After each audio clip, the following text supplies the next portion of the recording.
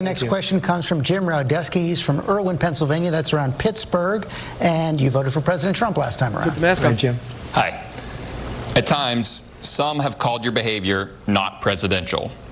What, if anything, would you do differently if reelected to create a more unified message where all sides can take responsibilities for their actions and come together to make positive change? Good, Jim. All right. So I don't believe that he was a Trump voter, and I certainly don't believe that he is one now, because you cannot unify with someone who calls your groundbreaking UAE-Israel peace deal a distraction. You cannot find common ground with people who have tried to put you and your entire family in jail based on an impeachment lie. You cannot find common ground with people who call you a murderer, a Nazi, and a fascist in chief. Anyone who actually advocates right now this idea of unity without calling for accountability from the left, straight away, it's easy to tell that they're a leftist. No one just says, without a caveat, like, how can you bring the country together? I don't know. How about you ask the bitch who was saying, come on down and dance in Chinatown while she was calling me a fascist between blowouts? How about we start with that? Yeah.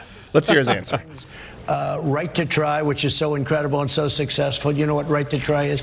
We did more, I really believe it, more than any other president in the first 38 years. By the way, at the end of my first term, we're going to have close to 300, maybe over 300 new federal judges, including Court of Appeal, 2 Supreme Court justices.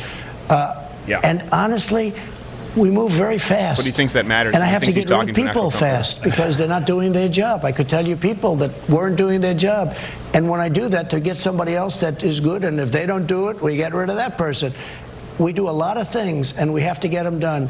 I could be so I always used to sort of kid on the campaign trail that I could be more presidential. It would be very easy, more presidential than any other candidate except for possibly Abraham Lincoln when he's wearing the hat, right? The high hat. But the fact is, you know the hat I'm talking about. Oh, which hat? You mean a news bowler? I get things done like nobody's talking about the bowler? When you look at the high hat. I was lost. That's the top hat. I was very confused. We unfortunately got hit by this plague, but it's going to be back very soon. We opened it up, and we have, you talk, Jim, about the V. We have a super V. It looks like it's going to be a super V. We're going to have a great economy next year, and I think we're going to have a great economy in the third quarter. And thank you for voting for me in 2016. I hope you're going to do it again. Thanks, sir. I actually think that guy was a Trump voter, and I'm going to tell you why, because I think the question was fair. I think he was. I don't necessarily know that he is now. I don't think the question is I think, again, considering all of the dialogue that was allowed to the other questions, you should be able to ask that question saying, provided that Democrats stop calling you a murderer and asking for you to be imprisoned, how would you unify? It did sound like he was giving him like a little alley-oop, like he was laying him up for a good... Yeah, and he did a good answer. He gave a good answer.